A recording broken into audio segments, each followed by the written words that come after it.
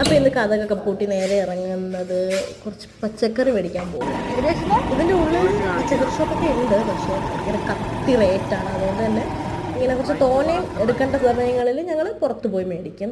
ആദ്യം ഞങ്ങൾക്ക് വണ്ടിക്ക് എണ്ണ അടിക്കണമായിരുന്നു, പെട്രോൾ അടിക്കാൻ വേണ്ടിയിട്ട്. അങ്ങനെ ഞങ്ങൾ പമ്പിൽ പോയി പെട്രോൾ അടിച്ചു.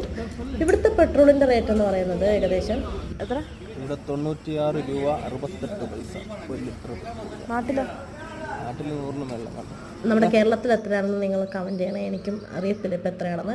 അങ്ങനെ പിന്നെ നേരെ ഞങ്ങൾ അത് കഴിഞ്ഞ് പച്ചക്കറി ഷോപ്പിലേക്ക് പോയിട്ടുണ്ട്. അപ്പോൾ അവിടെ ചേമ്പ് ഇരിപ്പുണ്ടായിരുന്നു. അത്ര നല്ല ചേമ്പൊന്നുമല്ല നമ്മുടെ നാട്ടിലെ പോലത്തെ, പക്ഷേ എന്നാലും കുഴപ്പമില്ല. അത് മേടിച്ചു. പിന്നെ കോവയ്ക്ക മേടിച്ചു.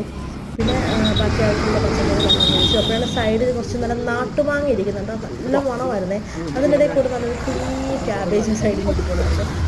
അങ്ങനെ മാങ്ങ 1 കിലോ മാങ്ങയാണ് മേടിച്ചത്.